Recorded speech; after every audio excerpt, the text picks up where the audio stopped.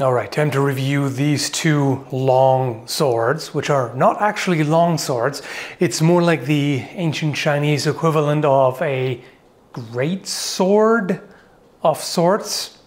This is starting out really great, isn't it?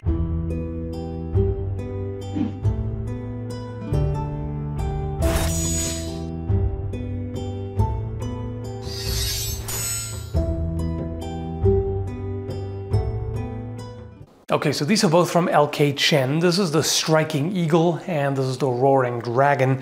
They were sent to me for review quite a while ago. I kept postponing because I wanted to do more tests, but I just wasn't able to.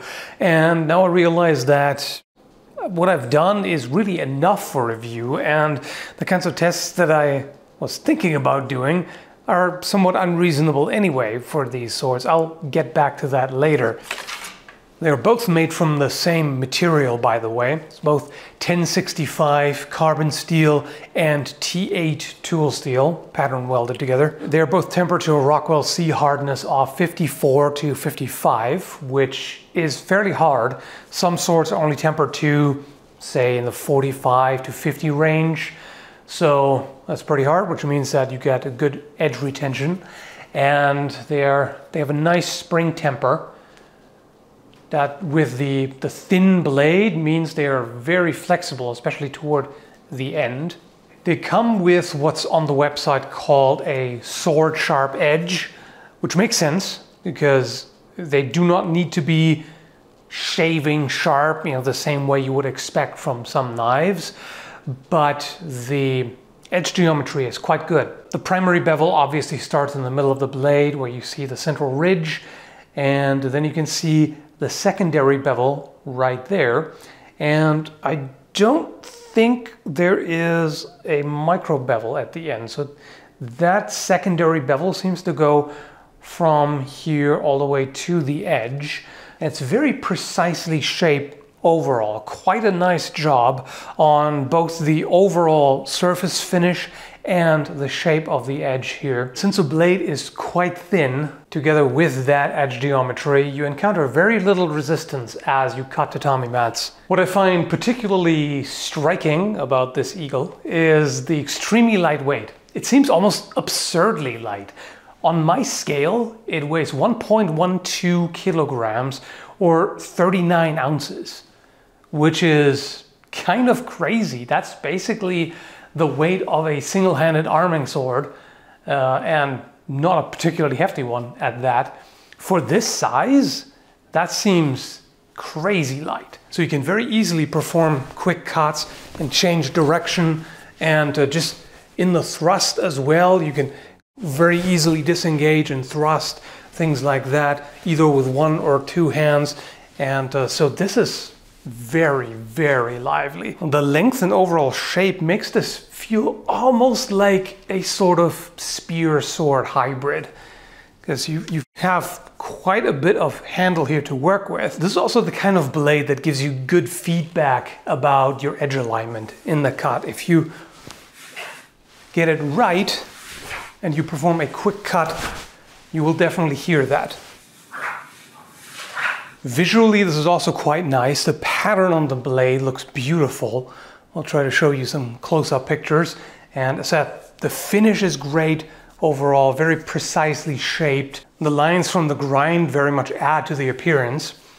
You have pretty simple brass fittings right here. There's a guard, and you have a pommel cap there. And then there's this two-layered handle wrap. So you've got the black cord as the main layer, and then on top you have the white cord wrapping around with this single string in between connecting them.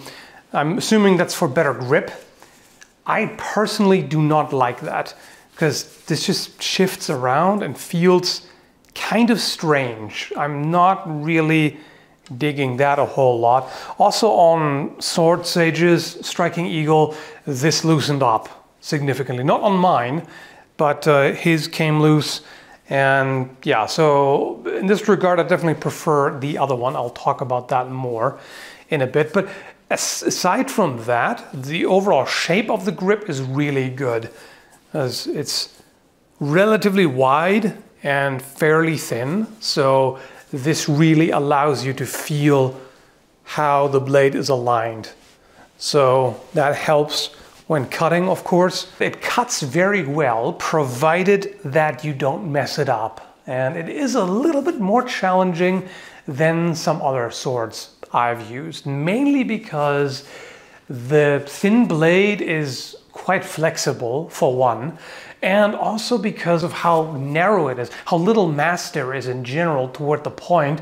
You have to cut pretty low on the blade. If you cut too close to the tip, it just won't do it. I cut with the wrong part of the blade. And the sweet spot is quite a bit lower. I think it's about in this area, so quite a bit lower than you would normally expect.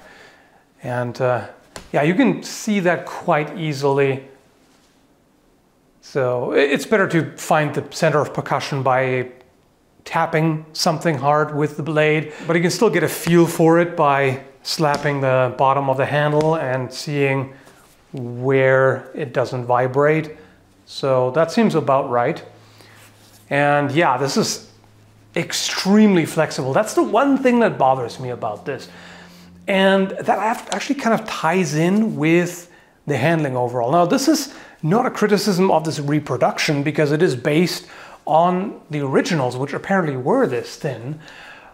But this is really just more about this type of sword and, you know, my personal opinion coming from a different background. I obviously haven't learned Chinese swordsmanship, but rather historical European. And for me, this just seems almost flimsy, really, because this is such a thin blade, which also means that it doesn't hit as hard. Just a quick remark here, I'm focusing almost entirely on cutting, which comes at a bit of a detriment to the review. It's unfortunate that I didn't have a chance to do thrusting tests with this blade, because it could very well be better at thrusting than cutting. Although I will say its flexibility makes me a little skeptical. A more rigid blade generally performs better in the thrust than a very flexible one. Either way, can't say too much about that.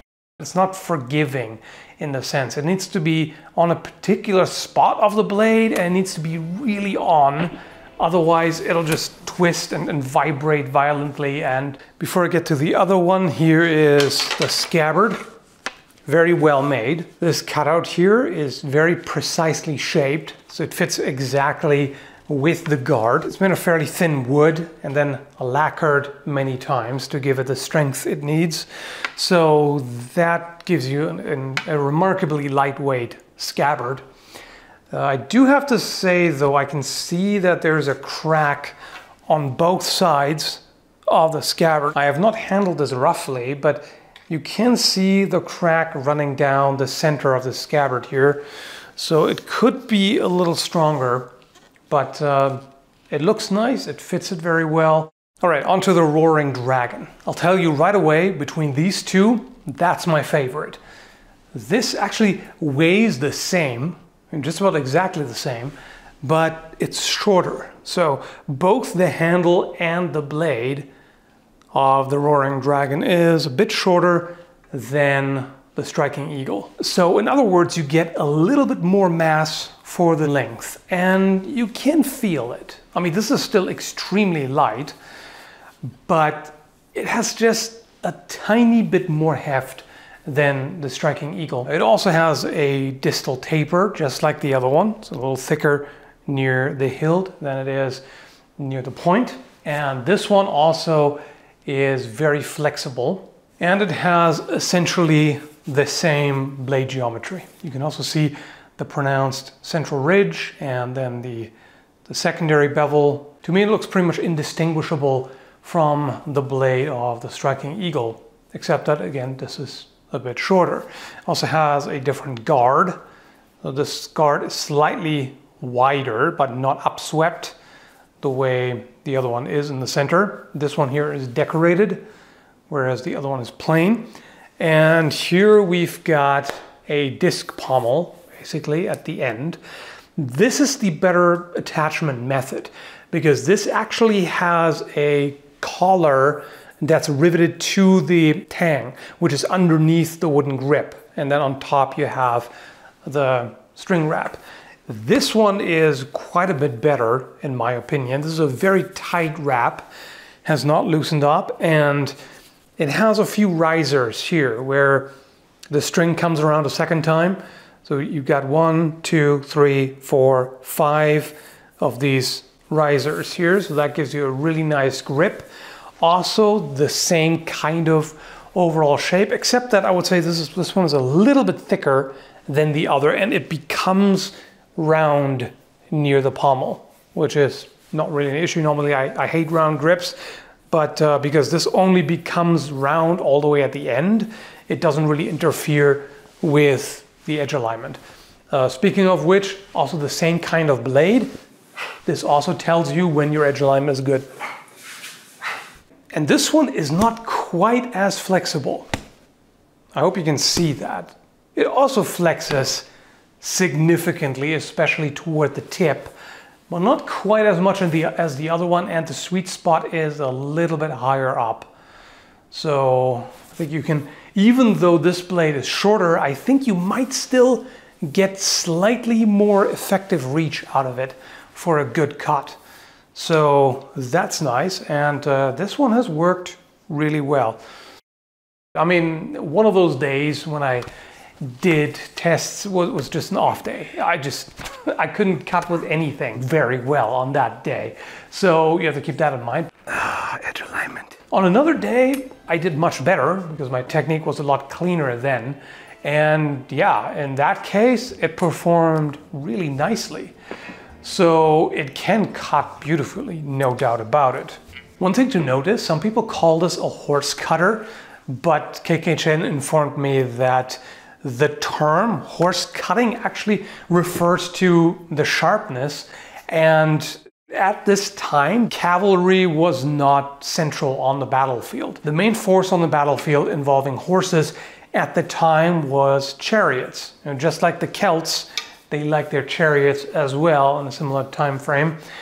So you wouldn't really go up against a chariot with something like this, or even just a horse in general. It's just not, it doesn't have enough mass. When handling this sword, the idea of cutting through a horse's legs seems really implausible. Never ever try that, by the way. I mean, I don't have to say that, but still, this just, I don't think it has the heft that it needs. This would need to strike quite a bit harder. It would have to have more blade presence, basically. The nice thing about the disc pommel here, the end, you could use this to push against with the hand. You could use this almost like, as said, kind of a spear sword hybrid. You know, this kind of, you know, slitting slide through the hand. You can of course also do that with a regular grip if you want to get just a little bit of reach out of it. I don't know if that was done.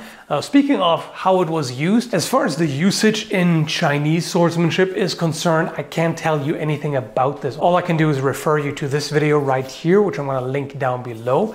It's a quick demonstration. So some of the moves are definitely quite a bit different than what you would see in HEMA.